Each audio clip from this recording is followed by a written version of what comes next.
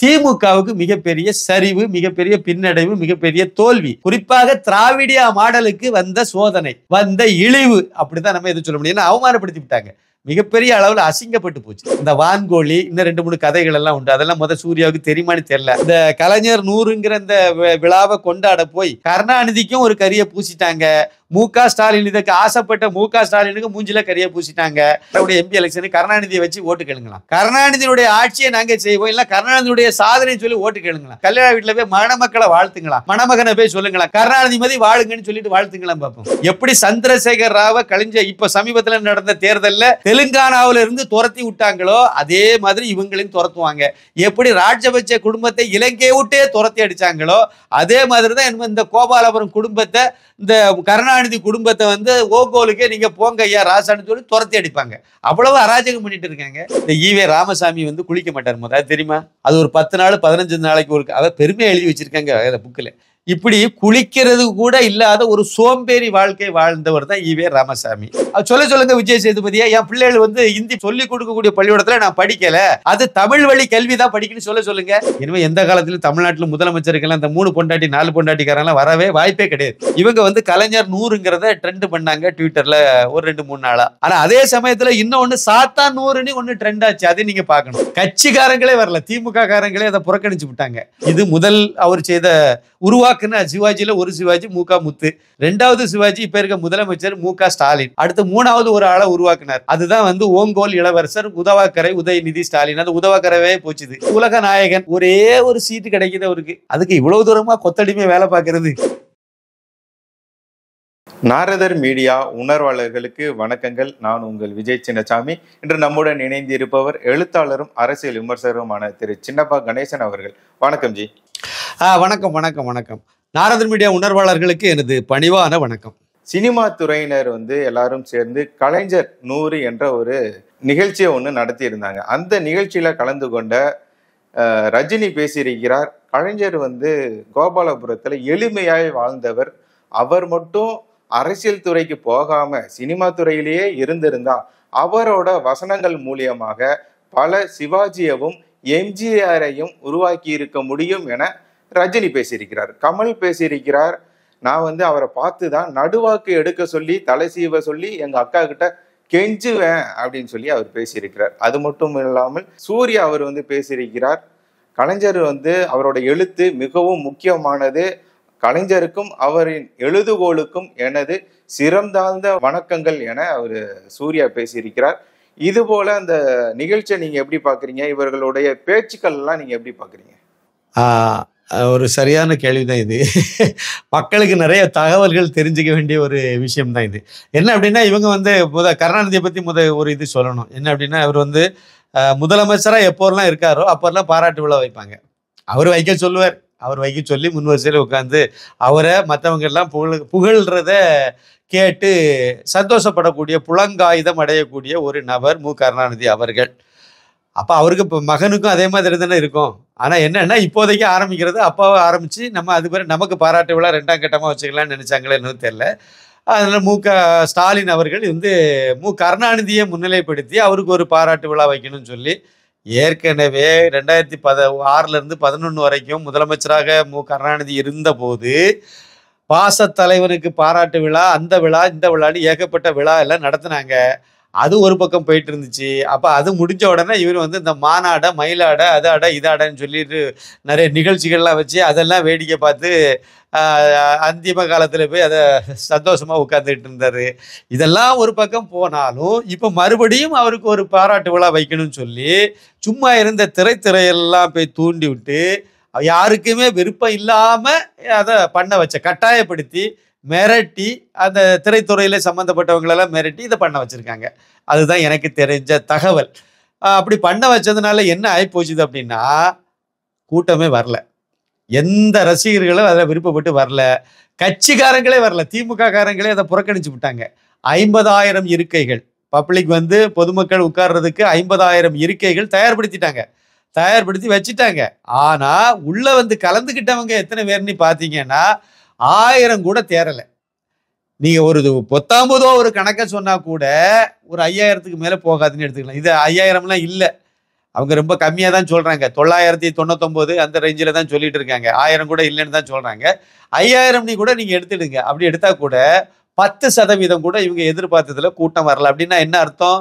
திமுகவையும் எவனும் சட்டை பண்ணலை, மதிக்கலை. இந்த இந்த நடிகர்கள் வந்து நாங்கள் அதை பண்ணுறோம் இதை பண்ணுறேன்னு சொன்னால் நீங்கள் ஒன்றும் வேண்டாம், நடிக்கிறதோட உங்கள் வேலையை பார்த்துட்டு போங்கன்னு சொல்லி ரசிகர்கள் எதிர்பார்க்குறாங்க. அது கமல் ரசிகனாக இருந்தாலும் சரிதான், இல்லைன்னா ரஜினிகாந்த் ரசிகர்களாக இருந்தாலும் சரிதான். நீங்கள் நடிக்கிறதோட உங்கள் வேலையை நாங்கள் பார்த்துட்டு போயிடறோம், நீங்கள் இன்னும் இந்த வேலையெல்லாம் இனிமேல் பார்க்க வேண்டாம்னு சொல்லிட்டாங்கிற மாதிரி தான் நான் இதை எடுத்துக்கிட்டேன். இது முதல் விஷயம். அப்புறம் இன்னொரு விஷயம் வந்து இந்த பாராட்டு விழா இப்போ யாருக்கு வந்து இந்த மாதிரி விழாவெல்லாம் நடத்தணும் அப்படின்னு கேட்டீங்க அப்படின்னா டிஆர் சுந்தரத்துக்கு நடத்தியிருக்கணும். மாடர்ன் தியேட்டர் சேலத்தில் நிறுவி இந்த தமிழ் சினிமாவுக்கு ஒரு புதிய ஒரு வடிகாலை உருவாக்கி விட்டார்ல, மிகப்பெரிய ஒரு உந்து சக்தியாக ஒரு தொடக்கத்தை ஏற்படுத்தி கொடுத்தார்ல மிகப்பெரிய அளவில். அதாவது அன்னைக்கு இருந்த ஸ்டுடியோ இந்தியாவிலே மிகப்பெரிய ஸ்டுடியோ வந்து மாடர்ன் தியேட்டர்ஸ் தான் இருந்திருக்கு 1935ஆம் ஆண்டுல. அப்போ 35 36ல் மிகப்பெரிய இந்தியாவிலே பிரம்மாண்டமான ஒரு ஸ்டுடியோவை கட்டமைச்சது அவரு. அதன் மூலமாக 150க்கு மேல படங்கள் எல்லாம் எடுத்திருக்காரு. அதன் மூலமாக ஒரு 2-3 முதலமைச்சரை நமக்கு 3-4-5 பேரை தந்திருக்காருன்னு நினைக்கிறேன். மொத்தத்தில் தமிழ்நாட்டிலேயே ஜெயலலிதா அவர்கள், எம்ஜிஆர் அவர்கள், கருணாநிதி, இவங்க எல்லாருமே மாடர்ன் தியேட்டர்ஸ்லேருந்து வந்தவங்க தான். அதே மாதிரி என் டி ராமராவ், இன்னும் நிறைய பேர் அதுலேருந்து வந்திருக்காங்க. முதலமைச்சர்ல இப்போ நான் சொன்னதே 4 பேர் சொல்லிட்டேன். இதை மாதிரி இதுக்கெல்லாம் முன்னோடியா இருந்தது அந்த மாடர்ன் தியேட்டர்ஸ் அதிபர் டிஆர் சுந்தரம். அப்படிங்கிறதுனால அவருக்கு நீங்க ஒரு பாராட்டு விழா காலம் சென்றவர் அப்படி எடுத்தீங்கன்னா அது பொருத்தமா இருக்கும். இல்ல நீங்க சிவாஜி கணேசனுக்கு எடுத்தா கூட ஏதோ ஒரு வகையில ஏத்துக்கலாம். ஒரு பெரிய நடிகருக்கு நடிகர் சங்கத்துல இருந்து ஏற்பாடு பண்ணாங்க. ஒட்டுமொத்த திரைப்பட துறையும் எடுத்து கொண்டாடுறதா இருந்தா டிஆர் சுந்தரத்தை கொண்டாடணும். அவருடைய சேலத்துல இருக்கக்கூடிய அந்த மாடர்ன் தியேட்டர்ஸினுடைய அந்த நுழைவாயிலுக்கு முன்னாடி அவருடைய சிலையை வச்சிருக்கணும். அங்க கொண்டு கருணாநிதி நட்டு வைக்கணும்னு முயற்சி பண்ணாங்க, நடக்கல. அதுக்கு ஒரு திருமாத்துறை சார்ந்த ஒருத்தர் சூர்யாவும் வரல, ரஜினியும் வரல, கமலும் வரல, அஜித்தும் வரல. யாருமே அது குரல் கொடுக்கவே இல்லை. அஜித்தை வேணா விட்டுருங்க, அது எதுக்கும் குரல் கொடுக்காத. சூர்யா எல்லாத்துக்கும் பொதுநல சேவகர் ஆயிட்ட, ஒரு சமூக போராளி ஆயிட்டல. அப்போ அந்த திரைத்துறை சார்ந்ததுக்கு அவர் குரல் கொடுத்துருக்கோம்ல, கொடுக்கல. ஆனா கருணாநிதியை பண்ண போறேன்னு சொல்லிட்டு அதுல சூர்யாவை பத்தி பேசும்போது இன்னொரு விஷயமும் இருக்கு. அதாவது திரைத்துறைக்கு மட்டும் இல்ல, நடிகர் சூர்யாவையே உருவாக்குனதுல ஒரு முக்கிய பங்களிச்ச ஆள் வந்து விஜயகாந்த் அவர்கள். அவருடைய மரணத்துக்கு வர்றதுக்கு துப்பு கட்ட ஒரு ஆள் இந்த சூர்யா குடும்பம். சூர்யாவும் சரி, ஜோதிகாவும் சரி, இல்லைன்னா அவங்க தம்பியும் சரி, இல்லைன்னா அவங்க அப்பாவா இருந்தாலும் சரிதான். இவங்க யாருமே அதை ஒரு பெரிய விஷயமா எடுக்கல. எல்லாம் வெளிநாட்டுல டூருக்கு போயிட்டு இருந்த கும்பல் இது. ஆனா கருணாநிதியுடைய விழாவுக்கு வந்துட்டு வந்த வழியில ஆழ்ந்த வேலை அப்படி போய் எட்டி பார்த்து அங்க ஒரு ஒப்பாரி வச்சு ஒரு வீடியோ எடுத்து வெளியிட்டு இதை வந்து நான் வந்து விஜயகாந்த் இதுக்கு வந்தேன். அன்னைக்கு வர துப்பு, அன்னைக்கு அங்கே என்னத்தை நட்ட கலத்திட்டு இருந்தீங்க, வர வேண்டியது தானே, ஒரு டூர் தானே, இன்ப சுற்றுலா தானே போனீங்க, கேன்சல் பண்ணிட்டு வரதுல என்ன ஜோதிகா ஒத்துக்க மாட்டேன்னு சொல்லிட்டாங்களோ? இவ்வளவுதாங்க இவங்களுடைய நிலைப்பாடுகள் எல்லாம். இப்போ நீங்க கேட்ட கேள்விக்கு வரேன். ரஜினிகாந்த் வந்து காலம் போன காலத்துல இவருக்கு எதுக்கு இந்த வேலைன்னு எனக்கு தெரியல. அதாவது அரசியலுக்கு வராமல் இருந்திருந்தால் யாரு, கருணாநிதி, அவர் வந்து இன்னும் நிறைய நிறைய சிவாஜிகளையும் நிறைய எம்ஜிஆர்களையும் உருவாக்கியிருப்பேன்னு சொல்லி அவர் சொல்லி பேசியிருக்காரு. இவரெல்லாம் ஒரு கோமாளித்தனமான பேச்சாக தான் இதை நான் பார்க்குறேன். இவருக்கு வந்து தெரிஞ்சு பேசுகிறாரா தெரியாமல் பேசுகிறாரான்னு எனக்கு தெரியல. கொஞ்சமாவது அதை பற்றி கொஞ்சம் யோசித்து பேசணும் முதலாவது. ஏன் அப்படி சொல்கிறேன் அப்படின்னா, கருணாநிதியினுடைய மூத்த மகன் வந்து மூகா முத்து. அதுக்கு முன்னாடி ஒரு விவரம் தெரிஞ்சுக்கணும். கருணாநிதிக்கு அதிகாரப்பூர்வமாக எல்லாத்துக்கும் தெரிஞ்ச இதில் 3 பொண்டாட்டிகள். அதில் முதல் பொண்டாட்டி வந்து பத்மாவதி. அந்த பத்மாவதிக்கு ஒரே ஒரு மகன், அது மூகா முத்து. 2வது பொண்டாட்டி தான் தயாளு அம்மாள். தயாளு அம்மாள்லாம் கிடையாது, அம்மாள்லாம் சேர்த்துக்கிட்டாங்க பின்னாடி. தயாளு, அந்த தயாளு அவங்களுக்கு பிறந்தது தான் மூகா ஸ்டாலின், மூகா அழகிரி, மூகா தமிழரசு, அப்புறம் வந்து செல்வி. இவங்க எல்லாம் அந்த தயாளுடைய வாரிசுகள். அடுத்து ராசாத்தி வந்து கனிமொழியுடைய மகள். இப்படி 3 பொண்டாட்டி. இனிமேல் எந்த காலத்திலும் தமிழ்நாட்டில் முதலமைச்சருக்கெல்லாம் இந்த 3 பொண்டாட்டி 4 பொண்டாட்டிக்காரெல்லாம் வரவே வாய்ப்பே கிடையாது. அது இந்தியாவிலே அப்படி யாரும் இருந்திருக்க மாட்டாங்கன்னு நினைக்கிறேன். இந்த மாதிரி ஒரு 3 பொண்டாட்டியில் மூத்த பொண்டாட்டியினுடைய மகன் இருக்கார்ல மூகா முத்து, அவரை எம்ஜிஆருக்கு எதிராக கொண்டு வந்தவர் கருணாநிதி. எம்ஜிஆருக்கு எதிராக கொண்டு வந்து கட்டமைச்சு அதை வந்து எம்ஜிஆரை வந்து ஃபீல்டுலேருந்து வெளியே தள்ளணும் அப்படிங்கிற நோக்கத்தில் அவர் திரை உலகத்தில் மிகப்பெரிய ஜாம்பவானாக இருக்கார், மிகப்பெரிய ரசிகர் பட்டாளத்தோடு இருக்காருன்னு சொன்னோன்னா அவரை எப்படியாவது காலி பண்ணணும்னு சொல்லி அதுக்காக உருவாக்கப்பட்டவர் மூகா முத்து. 3 படத்தோடு அவுட்டு.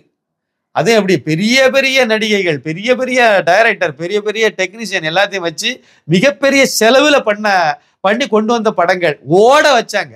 அது திரையை விட்டு ஓடி போச்சு. அதோட கதை முடிஞ்சு போச்சு. இது முதல் அவர் செய்த உருவாக்குன சிவாஜியில் ஒரு சிவாஜி மு.க. முத்து.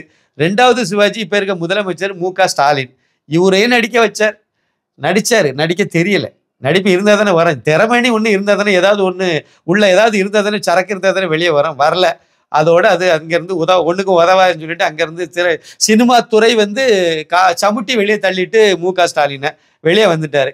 அடுத்து 3வது ஒரு ஆளை உருவாக்குனார். 3வது வாரிசு. அதுதான் வந்து ஓங்கோல் இளவரசர் உதவாக்கரை உதயநிதி ஸ்டாலின். அது உதவாக்கரவே போச்சுது. அது நடிச்சல எந்த படம் சரியா இருந்துச்சு சொல்லுங்க? ஒரு கல் ஒரு கண்ணாடி. அதுல இவர் கதாநாயகனே கிடையாது. பேர் கதாநாயகனா போட்டுக்கிட்டாங்க, அவ்வளவுதான். சந்தானம் தான் அதில் கதாநாயகன். இவர் ஒரு துணை நடிகர். அதுல அது சந்தானத்தை வச்சு ஓட்ட படம் அந்த படம். அதுல இவரும் வந்து பேர் எடுத்துக்கிட்டாரு. கடைசியா நடிச்ச படம் என்னது? மாமன்னன். அதுல வடிவேல் நடிச்சதுனாலதான் வடிவேலுக்காக அந்த படம் வந்து பேசப்பட்டுச்சு. சந்தேகமே கிடையாது. அவருடைய நடிப்பு நல்லா நடிச்சிருந்தாரு. அவருடைய இன்னொரு பரிமாணத்தை அந்த படத்துல பதிவு பண்ணாரு. அதனால அந்த படம் பேசப்பட்டுச்சு, எல்லாம் பண்ணிச்சு. உதயநிதி ஸ்டாலின் அதில் என்னத்தை நடிச்சாரு? அவருக்கு முகத்துல ஏதாவது இந்த இவ்வளவு 4-5 படம் நடிச்சு முடிச்ச பிறகு கடைசி படம் தானே அது. அவருக்கு முகத்துல ஏதாவது எக்ஸ்பிரஷன் உங்களால சேஞ்சஸை கண்டுபிடிக்க முடிஞ்சுதா? ஏதாவது ஒரு ஃபீலிங் அவர் முகத்துல இருந்து வர்றதை நீங்க பார்த்துருப்பீங்களா? கிடையாது. ஒரு ஃபிளாட்டான ஒரு மூஞ்சி. அது அது ஒரு சினிமாவுக்கே லாய்க்கு இல்லாத ஒரு காமெடிக்கு வேணா வைக்கலாம். காமெடியும் வரல. வடிவேலெல்லாம் இந்த மாதிரி ஒரு உடல் ரீதியாக பெரிய அளவில் இம்ப்ரெஸ் ஆகாத இது. ஆனால் நடிப்பில் அவர் வந்து சக்ஸஸ் பண்ணிட்டார்ல. இவருக்கு அதுவும் கிடையாது. இதுதாங்க அந்த கருணாநிதி குடும்பத்துக்கும் நடிப்புக்கும் உள்ள தொடர்பு இவ்வளவுதான். அதில் எதுவுமே ஒப்பேறலை, தேரலை. ஆனால் இவர் வந்து இவரை கூப்பிட்டாங்க, இல்லை மிரட்டி எடுத்து வர வச்சாங்க அப்படின்னா போனோமா 4 வார்த்தையை பேசினோமா வந்தமான்னு இருக்கணுமே ஒழிய பேசுறதுக்கு என்ன வார்த்தைங்கிறத பார்த்து பேசியிருக்கணும். இது வந்து ரஜினிகாந்த் அவர்களுடைய மரியாதையே நாசம் பண்ணிட்டு கேவலப்படுத்துற மாதிரி ஆயிப்போச்சு. அதாவது இந்த கலைஞர் 100ங்கிற இந்த விழாவை கொண்டாட போய் ஒட்டுமொத்த திரைத்துறையினருக்கு ஒரு பெரிய, அதாவது ஏற்பாடு பண்ண அந்த கும்பலுக்கு எல்லாத்துக்கும் ஒரு கரியை பூசிட்டாங்க. கருணாநிதிக்கும் ஒரு கரியை பூசிட்டாங்க. மு.க. ஸ்டாலின், இதுக்கு ஆசைப்பட்ட மு.க. ஸ்டாலினுக்கு மூஞ்சில கரியை பூசிட்டாங்க. இதுக்கு அல்லும் பகலமா உழைச்ச உதயநிதி ஸ்டாலினுக்கும் மூஞ்சில கரியை பூசிட்டாங்க. அதுல போய் பங்கெடுத்து பேசின சூப்பர் ஸ்டார் ரஜினிகாந்துக்கு மூஞ்சிலையும் கரியை பூசுற விதமாக அவருடைய பேச்சு வந்து அமைஞ்சிருக்கு அப்படின்னு தான் நான் சொல்லுவேன் இந்த இடத்துல. அதே மாதிரி இவர் மட்டும் இல்லைங்க. நீங்க சொன்ன மாதிரி சூர்யா வந்து அவர் என்னத்தை எழுதினார்? இந்த வான்கோழி இன்னும் 2-3 கதைகள் எல்லாம் உண்டு. அதெல்லாம் சூர்யாவுக்கு தெரியுமான்னு தெரியல. அவர் பெரிய எழுத்தாளர் எழுதுனதா சொல்லிட்டு இருக்காங்க. நெஞ்சுக்கு நீதினு ஒரு வரலாறு எழுதியிருக்காரு. அதுல சொன்னல ஏதாவது உண்மை எழுதியிருக்காரான்னு இவருக்கு அதை படிச்சிருப்பாருன்னா இவருக்கு தெரிஞ்சிருக்கும். படிச்சிருக்க மாட்டாரு. யாரோ எழுதி கொடுத்துருந்தா வச்சு இங்க வாசிட்டு போயிட்டாருன்னு நினைக்கிறேன் சூர்யா. அவரை புகழ்ந்து பேசுங்க, உங்களுக்கு அவருக்கு கொத்தடிமையா இருங்க, நீங்க அதில் தப்பே கிடையாது. அதுக்கு உங்களுக்கு சகல உரிமை இருக்கு. அதுக்காக வேண்டி இல்லை. என்ன சூர்யாவுக்கு அப்ப ரசிகரே இல்லையா? சூர்யா தான் இந்த விழாவை பொறுத்த வரைக்கும் ரஜினியை கூட விட்டுருங்க, சூர்யா தான் அதுக்குன்னு வெளிநாட்டுல இருந்து கிளம்பி வந்த ஆளு சூர்யா தான். இப்போ சூர்யா, கார்த்தி, விஜய், அப்புறம் ஜோதிகா, அப்புறம் சிவகுமார், இவங்களுக்கெல்லாம் ஒரு 10,000 ரசிகர் கூட கிடையாதா வர்றதுக்கு? என்னங்க ஒரு 4,000-5,000 பேர் கூடியிருக்காங்க அப்படின்னா மொத்தமே திமுக தொண்டர்கள் வரை இதை புறக்கணிச்சிட்டாங்கன்னு தான் அர்த்தம். சூர்யா ரசிகர்களே சூர்யாவை அந்த நிகழ்ச்சிக்கு வர்றதுக்கு விருப்பப்படலைன்னு தான் அர்த்தம். கார்த்தி ரசிகர்களே படம் பார்ப்போம், ஆனா ஒன்னு இங்க அரசியல்ல இதை பத்தி இந்த மாதிரிலாம் ஒரு விழாவுக்கெல்லாம் கலந்துக்கெல்லாம் நாங்க வந்து விருப்பப்படலைன்னு தானே அவங்க ஒதுங்கிட்டாங்க. ஜோதிகாவை ரசிச்சவங்க ஒரு ஆள் இங்க வரலைன்னு தானே அர்த்தம். இன்னொன்னு நடிகர்கள் எல்லாம் எங்க போனாங்க? ஏன் வரல? இவ்வளவு தூரம் மிரட்டின பிறகு கூட வரலையே. அதாவது அஜித்குமார் வரலன்னா அவர் வரமாட்டார், எந்த நிகழ்ச்சிக்கும் வரமாட்டார். இதுக்கு முன்னாடி இதே மாதிரி தான் கருணாநிதிக்கு பாராட்டு விழா வச்சு கூடும்போது வந்து எங்களை ஏன் கட்டாயப்படுத்துக்குன்னு சொல்லிட்டு அதாவது நேருக்கு நேராக போட்டு உடச்சி சொல்லிட்டு போயிட்டார். இன்னைக்கு வரைக்கும் அந்த வீடியோ வைரல் தான். அதுக்கு வந்து எழுந்திருச்சுன்னு கருணாநிதிக்கு பின்னாடி வரிசையில் இருந்து எழுந்திருச்சுன்னு கை தட்டின ஒரு ஆளு தான் ரஜினிகாந்த் அவர்கள். இன்னைக்கு வந்து அவரு ஏதோ பேசணுங்கிறனால பேசிட்டார், அதனால விட்டுருங்க, அவரை ரொம்ப போட்டு கட்டப்படுத்த வேண்டாம். அப்புறம் இன்னும் ஒரு முக்கியமான ஆள் உலக நாயகன். ஒரே ஒரு சீட்டு கிடைக்குது அவருக்கு, ஒரு கோயம்புத்தூர்ல கொடுக்கறதா ஏதோ சொல்லியிருக்காங்க. அதுக்கு இவ்வளவு தூரமா கொத்தடிமை வேலை பார்க்கறது. இந்த திமுகவில் பரம்பரையுமே இருக்கக்கூடிய அந்த போஸ்ட் ஓட்டிட்டு இருப்போம்ல, அந்த அவங்களெல்லாம் மிஞ்சி இவர் போயிட்டார், எங்கேயோ போயிட்டார் இவரு. அந்த அளவுக்கு அவருடைய விசுவாசத்தை அவரை காட்டிட்டாரு.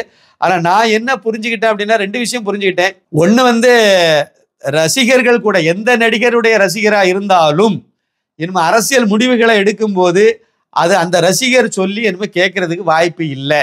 அது ரஜினி சொன்னாலும் இனிமே கேட்க போறது இல்லை. கமலஹாசன் சொல்ல வேண்டாம், அது ஏற்கனவே வந்து உள்ள இறங்கி அவமானப்பட்டு போயாச்சு, அதனால அதுக்கு சொல்ல வேண்டாம். அதே மாதிரி விஜய் இனிமே ஏதாவது சொன்னா கூட அதையும் நிராகரிச்சிருவாங்க, ஏத்துக்க மாட்டாங்க. இந்த எலெக்ஷனுக்காக வேண்டி ஏதாவது ஒரு பாவலா காணிக்கிறது, ஏதாவது ஒரு டூல் கிட்ட வச்சு இந்தி தெரியாது போடா அது இதுன்னு எதையாவது ஒண்ணு கிளப்பி விடுறது, அதன் மூலமா திமுகவுக்கு கொத்தடிமை வேலை பார்க்கறதுன்னு சொல்லி எனவே எந்த நடிகர் பேசினாலும் இந்த செயல்பட்டால் அது எடுபடாது அப்படிங்கிறது என்னுடைய கருத்து. அது முதல் பாயிண்ட். இன்னொரு பாயிண்ட் என்னன்னா, இதுல கலந்து கொள்ளாத அந்த நடிகர்களுக்கு ஒரு தைரியம் வந்துச்சுல, அஜித்தை விட்டுருங்க, இப்பவும் சொல்றேன், அஜித்தை விட்டுருங்க. அவர் தில்லான ஒரு ஆள் தான், வரமாட்டேன்னா வரமாட்டேன் அவ்வளவுதான் போயாங்கிற ஆளு. அதனால கூட்டிட்டு வந்திருந்தாலும் அவர் ஏதாவது 4 திட்டிட்டு போயிருக்க வாய்ப்பு இருக்கும். ஏன் கட்டாயப்படுத்துறீங்கிறது திருப்பி ஒருக்கா பேசியிருப்பார். அந்த துணிச்சல் அவருக்கு இருக்கு. அதனால அவர் துணிவுன்னு படத்துல நடிச்சது மட்டும் இல்ல, துணிச்சலான ஒரு ஆளு நம்புவோம். அதனால அவரை நம்ம விட்டுருவோம். மற்ற நடிகர்கள் வராம இருந்தாங்கல்ல, அதுக்கு என்ன காரணம்? என்ன காரணம்னா, இன்னைக்கு இந்த கோமாளித்தனமான இந்த திராவிடியா மாடல் ஆட்சியை பகிரங்கமா துணிஞ்சு எதிர்க்கக்கூடிய அளவுக்கு அவங்களுக்கெல்லாம் தைரியம் வந்திருக்குன்னு அர்த்தம்.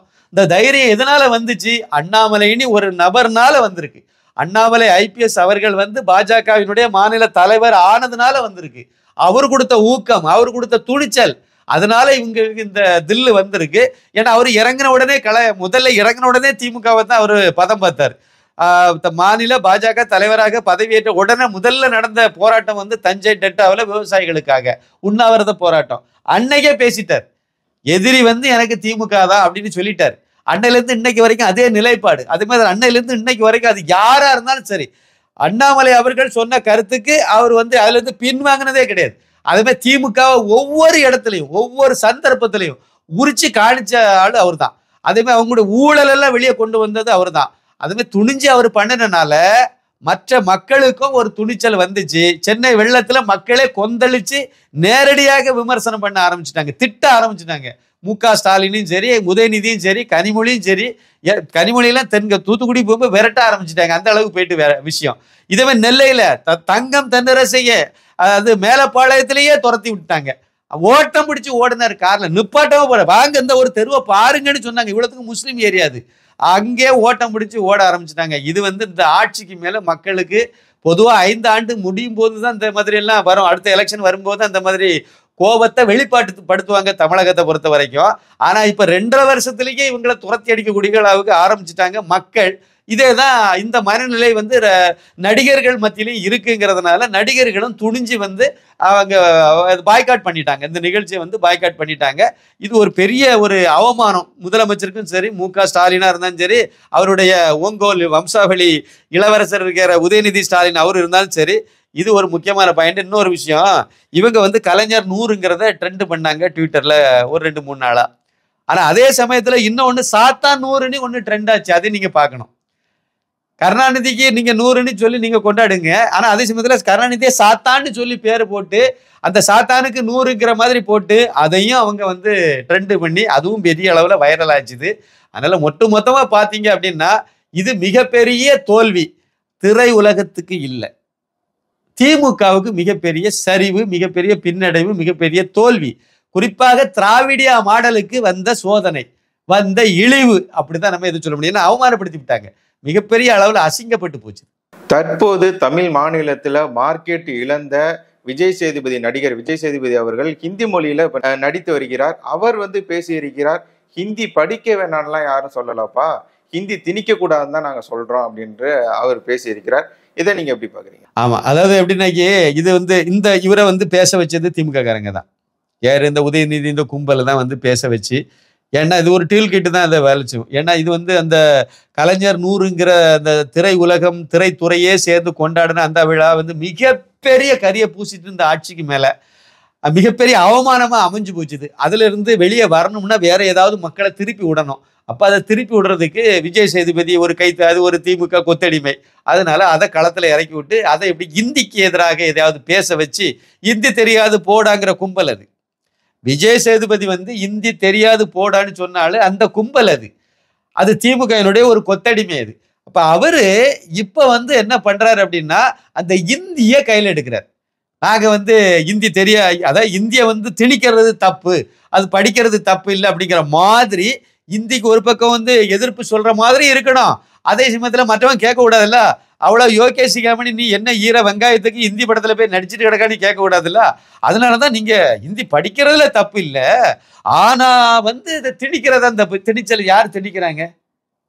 ஏங்க, பள்ளிக்கூடத்துல இந்திய பாடமா நீங்க வைக்க வேண்டியது அரசாங்கத்தினுடைய கடமையா இல்லையா?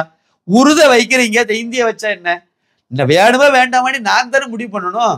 நான் தான் படிக்கிறவன் தானே முடிவு பண்ணணும். படிக்கிறது எல்லாம் யாரு? அரசாங்க பள்ளிக்கூடத்துல மட்டும்தான் இது கிடையாது. விஜய் சேதுபதிக்கு பிள்ளைகள் படிக்கிற பள்ளிக்கூடத்துல எல்லாம் ஹிந்தி இருக்கு. சொல்லுங்க விஜய் சேதுபதியா, என் பிள்ளைகள் வந்து ஹிந்தி சொல்லிக் கொடுக்கக்கூடிய பள்ளிக்கூடத்துல நான் படிக்கல, அது தமிழ் வழி கல்வி தான் படிக்கணும்னு சொல்லுங்க. இந்த தகரமுத்துன்னு ஒரு ஒரு வைரமுத்து ஒரு ஆளு கிடக்கிறல, பெரிய கவிஞர், அவருக்கு பையன் மாதிரிலாம் எங்க படிச்சான்னு சொல்லுங்க. தமிழ் வழி குறைந்தபட்சம் தமிழ் வழி கல்வியில படிச்சாங்களான்னு கேட்டு சொல்லுங்க. கிடையவே கிடையாது. இவங்க எல்லாமே எத்தோழிகள். இவங்க வீட்டு பிள்ளைகளை அவ்வளவுக்கு ஹிந்தி கத்து கொடுத்துருவாங்க. ஆனா குப்பனும் சுப்பனும் இந்த கூலி வேலை செய்யற வீட்டு பிள்ளைகள் படிக்க பாருங்க, அரசாங்க பள்ளிக்கூடம், அங்க மட்டும்தான் இது கிடையாது. அங்க மட்டும் இருக்கக்கூடாது. அதுல தெளிவா இருக்கு இந்த கும்பல். இதெல்லாம் வந்து அதாவது இவங்கெல்லாம் வந்து ஒரு பெரிய அரசியலை இயக்குற மாதிரி நினைச்சுக்கிட்டு திரைத்துறையில இருந்து இதெல்லாம் பண்றவங்க மாதிரி நினைச்சிட்டு இருக்காங்க. ஆனா வந்து இப்ப இதெல்லாம் நிராகரிக்கப்பட்ட, நீங்களே சொல்லும்போது கேள்வி கேட்க முடியாது சொன்னீங்க. மார்க்கெட் இழந்த நடிகர் இங்க இருந்து நேரம் இந்தியில போய் ஏதாவது ஒண்ணு போடுக்கையான்னு சொல்லி உட்கார்ந்துருக்காரு. அவருக்கு வந்து இப்ப கொடுத்த அசைன்மெண்ட் படி அவர் பேசியிருக்காரு. இதை அப்படித்தான் அந்த மாதிரி தான் நான் பாக்குறேன். ஆனா இதெல்லாம் வந்து சுத்தமா காலாவதி ஆன ஒரு விஷயம். இனிமே வந்து நாங்க இந்திய பத்தி எடுக்க போறோம், இந்திய எதுக்க போறோம், அதை முடக்க போறோம்லாம் வந்துட்டு இனிமே வேலைக்கு ஆகாது. இப்ப எல்லாருக்கும் புரிஞ்சு போச்சு. இவங்களுடைய மோசடி பித்தலாட்டம் எல்லாம் மக்களுக்கு தெரிஞ்சு போனதுனால இனிமே ஏமாத்த முடியாது தமிழர்களை அப்படிங்கிறது இந்த இடத்துல நம்ம அழுத்தம் திருத்தமா பதிவு செய்யலாம். அதாவது ஒட்டுமொத்தமா விஜய் சேதுபதி திடீர்னு இந்த வெளியே வந்தார்ல, அது எதுக்கு அப்படின்னா சூர்யாலாம் முன்னாடி வந்தாங்க இதே மாதிரி தான். அதாவது புதிய கல்விக் கொள்கைக்கு எதிராக திடீர்னு பொங்கிட்டாங்க. அந்த இன்னொருத்தி உண்டு தெரியுமா, இந்த ஐஸ்வர்யா ராஜேஷ் கதாநாயகி, அந்த மூதேவி திடீர்னு ஹிந்தி தெரியாது போடான்ட்டு வந்துச்சு. அதே மாதிரி ஜோதிகா, அதெல்லாம் இந்த சமூக போராளியா மாறினாங்கல்ல. அதே மாதிரி இப்ப லேட்டஸ்டா இவர் வந்திருக்கு. எதுக்குன்னா அதாவது கலைஞர் 100ன்னு சொல்லி இந்த திரைத்துறையினர்லாம் சேர்ந்து பிரம்மாண்ட விழாவை எடுத்தாங்க பாருங்க. அந்த பேர்ல ஒரு 1000-2000 பேர் கூட வராத அளவுக்கு இருந்து பாத்தீங்களா. அதுல அதாவது ரசிகர்களும் வரல, அதே மாதிரி பொதுமக்களும் வரல, திமுக தொண்டர்கள் கூட அதுக்கு வரல. அவ்வளவு பெரிய அவமானமான ஒரு விழாவை நடத்தி விட்டாங்கல்ல. அதுல இருந்து மடைமாற்றம் பண்றதுக்கு வழக்கம் போல எடுத்த ஃபார்முலா இப்ப விஜய் சேதுபதி. அவர் வந்து அவருக்கு கொடுத்த அந்த கூலிக்கு ஏற்றவாறு அவரு கூவிட்டு போயிருக்காரு அப்படிங்கிறது தான் இதுல உண்மை. திமுக அதாவது இந்த திராவிட கட்சிகள் வந்ததுக்கு அப்புறம் நமக்கு தெரியும், எந்த ஒரு அரசு அலுவலகங்களோ பொது இடங்களுக்கோ பேர் வைக்கும் போது அவர்களின் பெயர்கள் அல்லது முன்னாள் முதல்வர்களின் பெயர்கள்லாம் வைக்கப்பட்டு வருவதை நம்ம பார்த்துக்கிட்டு வரோம். ஆனா தற்போது ஒரு பேருந்து நிலையத்திற்கு அன்னை அஞ்சுகம் அம்மாள் பேருந்து நிலையம் என ஒரு பேர் வச்சிருக்காங்க. யாரு? அவங்க அப்பா பேரு இல்லாம அவங்க பாட்டி பேரையே போய் கொண்டுட்டு போய் வச்சிருக்காங்க. இதை நீங்க எப்படி பாக்குறீங்க? ஆமா, அதாவது எப்படின்னாக்கி தமிழ்நாட்டுல எது செய்தாலும் அது வந்து இவங்க பேர் தான் இருக்கு. முன்னாடி வந்து கருணாநிதி என்ன பண்ணிட்டு இருந்தாருன்னா, ஊரு ஊது அந்த ஈவேராவுக்கு சிலையா நட்டு வச்சுட்டே வந்தார்.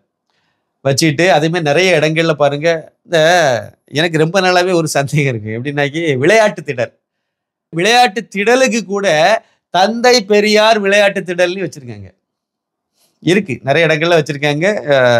போரூர் பகுதியில இருக்கு, நாயர்கோடி பகுதியில இருக்கு.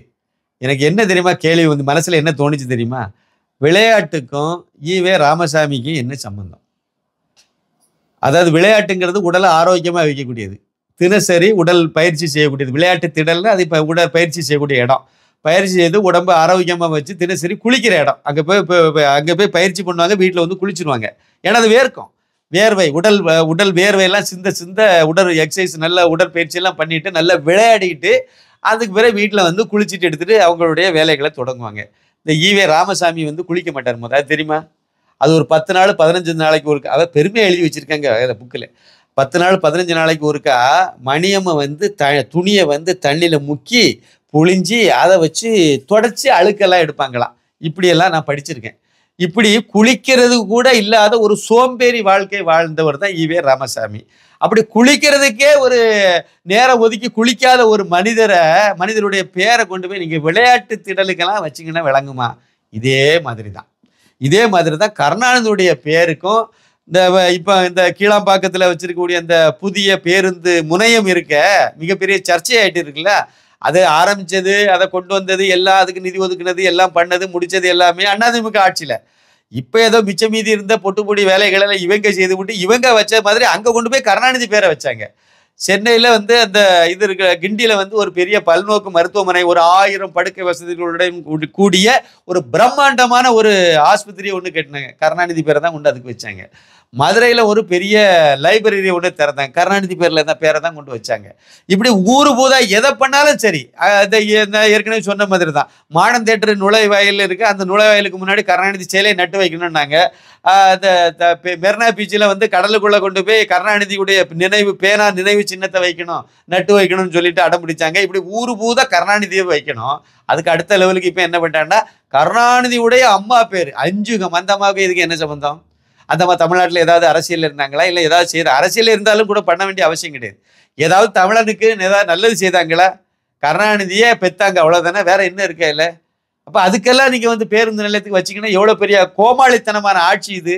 இதுக்கு பேர் தான் திராவிடியா மாடல். செஞ்சின்னு வச்சிருக்கீங்க. அங்கே செஞ்சி கோட்டைன்னு ஒரு கோட்டை இருக்கு. அந்த கோட்டை சம்பந்தப்பட்ட வரலாறுல ஏதாவது தொடர்புடைய, அந்த செஞ்சிக்கு பெருமை சேர்த்த, இல்லைன்னா செஞ்சினுடைய உரிமையை காத்த எவ்வளவு மன்னர்கள் இருக்காங்க. அதுல நிறைய பேர் இருக்காங்களே செஞ்சில. யாராவது ஒருத்தருக்கு பேரை வச்சா தானே அது அந்த இதுக்கு நல்லதா இருக்கும். அதைத்தானே எல்லாரும் ஏற்றுக்கொள்ளக்கூடியதா இருக்கும். அதுல போய் நீங்க அஞ்சுகம் அம்மையார்னு வச்சு அன்னை அஞ்சுகமா, அதுல வேற அன்னை அஞ்சுகம் அம்மாள் பேருந்து நிலையம்னு வச்சிங்கன்னா எவ்வளவு பெரிய திமிரு இது உங்களுக்கு. நாங்க நினைச்சா என்ன வேணாலும் பண்ணுவோம். நீங்க வந்து மக்கள் வந்து எங்கிட்ட ஆட்சியை கொடுத்துட்டீங்க. அப்ப தமிழகத்தை எங்கிட்ட அடகு வச்சிட்டீங்க. நாங்க இனிமே என்ன வேணாலும் செய்யும்னு நினைக்கிறது இந்த திராவிடியா மாடல் ஆட்சி. அது வந்து நல்லது இல்லை. உங்களுக்கு சீக்கிரம் கிட்ட கூட்டி உங்களுக்கு வந்து கேடு காலம் நெருங்கிடும் அப்படிங்கிறது தான் என்னுடையது. வரக்கூடிய பாராளுமன்றத்தில் இது கண்டிப்பா வரக்கூடிய பாராளுமன்ற தேர்தலின் போது இது பிரதிபலிக்கும், நிச்சயமா பிரதிபலிக்கும். திமுகவை மொத்தம் வாரி வலிச்சு அப்படியே அப்புறப்படுத்திடுவாங்க நிச்சயமா. அதுக்குள்ளதான் இவங்க நினைச்சிட்டு இருக்காங்க எதிர வந்து கட்சி பலமா இல்லை அப்படின்ட்டு. அதான் அண்ணாமலைன்னு ஒருத்தர் இருக்காரு. அவர் வந்த பிறகுதான் இங்க எல்லாமே மொத்தமா மாறி போயிருக்கு. ஒரு சின்ன ஒப்பீடு உங்களுக்கு சொல்றேன். சென்னையில நீங்க 50,000 இருக்கைகள் எல்லாம் ஏற்பாடு பண்ணி வரல. அந்த விழாவுக்கு திரு அண்ணாமலை IPS மட்டும் வந்திருந்தால் அதெல்லாம் உட்கார்றதுக்கு இடம் இல்லாம போயிருக்கும். இதுதான் நடைமுறை. தென்காசியில ஒரே சமயத்துல 2 பேர் அங்க இருந்தாங்க. ஒன்னு திரு அண்ணாமலை IPS வந்து 2வது கட்ட நடைபயணத்தை தொடங்கி நடந்துட்டு இருந்தார். இன்னொரு பக்கம் ஓங்கோல் இளவரசர் இந்த உதவாக்கரை உதயநிதி ஸ்டாலினை வந்து அங்க ஒரு பொதுக்கூட்டத்துல போய் அட்டன் பண்ணார். அங்க என்ன நடந்துச்சு? பொதுக்கூட்டத்துல மேடையில் இருந்தவங்க விட கூட்டத்துல முன் வரிசையில் இருந்தவங்க குறைவு. இதை விட குறைவு எது? சென்னையில இந்த இப்ப நடத்துறாங்களே கலைஞர் 100ன்னு சொல்லி ஒரு பெரிய பிரம்மாண்ட விழா ஏற்பாடு பண்ணியிருந்தாங்கல்ல. இதுல எப்படி சேரு நாற்காலி எல்லாம் காலியா கிடந்துச்சோ இதே தான் அன்னைக்கு தென்காசியில இருந்துச்சு. அதனாலதான் மறுநாள் விருதுநகர்ல நடக்க இருந்த பொதுக்கூட்டத்தை கேன்சல் பண்ணிட்டு சென்னையை பார்த்து ஓடி வந்தார் ஓங்கோல் இளவரசர். இதுதான் நடந்தது. இவ்வளவுதாங்க. அண்ணாமலை நடந்தாலும் அதுக்கு கூட்டம் வருது. அவர் எங்கேயாவது ஒரு நிகழ்ச்சியில கலந்துகிட்டாலும் கூட்டம் வருது. அது என்ன நிகழ்ச்சின்னு தெரியாது. ஏதோ ஒரு நிகழ்ச்சியில அவர் போயிட்டாருன்னா அங்க கூட்டம் வருது. அது கல்லூரி விழாவா இருந்தாலும் சரி, இல்ல ஒரு நடைபயணமா இருந்தாலும் சரி, இல்ல ஒரு திருமண விழாவா இருந்தாலும் சரி, இல்ல ஒரு கோவில் விழாவா இருந்தாலும் சரி, எந்த விழாவுக்கா இருந்தாலும் சரி, அண்ணாமலை வந்திருக்காருன்னா 4 பேரும் வந்து பாக்குறாங்க. ரோட்ல அவர் நடைபயணம் போறாருன்னா மாடியில நின்று பாக்குறாங்க. மேல எங்க பால்கனில நின்று பாக்குறாங்க. அவரை பார்த்து அவர் அந்த பக்கம் பார்த்து கை அசைச்சிட்டாருன்னா அந்த நேரத்துல அந்த அம்மாக்களுக்கு வரக்கூடிய அந்த மகிழ்ச்சிக்கு எல்லையே இல்லாம இருக்கு. அவங்க மனப்பூர்வமா வரவேற்கிறாங்க திரு அண்ணாமலை IPS. மனப்பூர்வமா தங்கள் வீட்டு பிள்ளையாக திரு அண்ணாமலை IPS பாக்குறாங்க. தங்களுடைய பூஜையில அவரையும் சேர்த்து வேண்டுதல் வைக்கிறாங்க. அவரும் நல்லா இருக்கணும், மோடி பிதாமகன் மோடி நல்லா இருக்கணும், ஆரோக்கியமா இருக்கணும், அண்ணாமலை அவர்கள் ஆரோக்கியமா இருக்கணும், அந்த வரிசையில வச்சு வழிபட்டுட்டு வராங்க, வேண்டுதல் வச்சுட்டு வராங்க. இந்த ஓங்கோல் இளவரசர்களை பத்தி பாருங்க. யார் கருணாநிதியை யாருமே எதுங்க ஒன்றும் இல்லைங்க. அடுத்த எலெக்ஷன்ல வரக்கூடிய MP எலெக்ஷனுக்கு கருணாநிதியை வச்சு ஓட்டு கேளுங்களாம். கருணாநிதியுடைய ஆட்சியை நாங்கள் நடத்துகிறோம் ஓட்டு தாருங்கன்னு கேளுங்களா. கழிஞ்ச எலெக்ஷன் நீங்க கேட்கல, அது வேற கதை. நீங்க காமராஜர் ஆட்சியை வேற வைப்பேன்னு வேணா கேட்பீங்களே ஒழிய கருணாநிதியுடைய ஆட்சியை நாங்க செய்வோம், இல்ல கருணாநிதியுடைய சாதனைன்னு சொல்லி ஓட்டு கேளுங்களா. இல்ல கருணாநிதியை இதை வச்சு ஒரு கல்யாண வீட்டுல போய் மணமக்களை வாழ்த்துங்களா, மணமகனை போய் சொல்லுங்களா. கருணாநிதி மாதிரி 3 பொண்டாட்டி கட்டி இவ்வளவு பிள்ளை எல்லாம் பெத்தி இப்படி நீ சுபக போகமா நீ வாழி, இல்ல இவ்வளவு கொள்ளை அடிச்சு டிக்கெட் எடுக்க துப்பு இல்லாம சென்னைக்கு வந்தவர் ஒரு கோடி, அதாவது லட்சம் கோடியை தாண்டி இன்னைக்கு இருக்கக்கூடிய குடும்பமாக மாத்தின கருணாநிதி மாதிரி வாழுங்கன்னு சொல்லிட்டு வாழ்த்துங்களாம் பார்ப்போம். அவ்வளவுதாங்க விஷயம். அதாவது யாருமே ஏத்துக்கல, ஆனா திணிக்கிறீங்க நீங்க. அப்படின்னா என்ன ஆகும்? விருப்பம் இல்லாத உணவு, உடல் ஏத்துக்காத உணவை நீங்க உள்ள தள்ளுனா வெளியே வாமிட்டா வெளியே வந்துடும், அப்படித்தானே? ஒவ்வாமை ஏற்படும். ஏத்துக்காது தமிழ் சமூகம் உங்களை ஏத்துக்கல. இந்த திருட்டு இந்த திராவிடியா கும்பல் இருக்கு பாத்தீங்களா, ஓங்கோல் வம்சாவளி கும்பல், அதை வந்து துரத்தி அடிக்கக்கூடிய காலம் நெருங்கிட்டு இருக்குன்னு நான் சொல்லுவேன். எப்படி சந்திரசேகர் ராவை இப்போ சமீபத்தில் நடந்த தேர்தலில் தெலுங்கானாவில இருந்து துரத்தி விட்டாங்களோ அதே மாதிரி இவங்களையும் துரத்துவாங்க. எப்படி ராஜபக்சே குடும்பத்தை இலங்கையை விட்டே துரத்தி அடிச்சாங்களோ அதே மாதிரி தான் இந்த கோபாலபுரம் குடும்பத்தை, இந்த கருணாநிதி குடும்பத்தை வந்து ஓகோலுக்கே நீங்க போங்க ஐயா ராசான்னு சொல்லி துரத்தி அடிப்பாங்க. அவ்வளவு அராஜகம் பண்ணிட்டு இருக்காங்க. கோவில்ல போய் ஒன்றும் வழிபட முடியல, அவ்வளவு கேடு பண்ணி வச்சுட்டு இருக்காங்க. அதுக்கு ஒரு அமைச்சர் வேற வச்சிருக்கீங்க, அது ரெண்டாவது பேசுவோம். அதனால ஒட்டுமொத்தமா இவங்களை துரத்தி அடிக்கும் காலம் நெருங்கி விட்டது. அதனுடைய வெளிப்பாடு தான் இங்கெல்லாம் வைக்கிறது. பாருங்க, வரக்கூடிய எலெக்ஷனுக்கு இதெல்லாம் பிரதிபலிக்கும். நிச்சயமாக இவங்களுக்கு வந்து இதனுடைய பாடத்தை கண்டிப்பா மக்கள் வந்து புகுட்டுவாங்கன்னு தான் நான் நம்புறேன். கண்டிப்பாக ஜி, உங்களுடைய பொன்னான நேரத்தை ஒதுக்கி உங்களுடைய கருத்துக்களை எங்களுடன் பகிர்ந்தமைக்கு நாரதன் மீடியா சார்பாக மிக்க நன்றிகள் ஜி.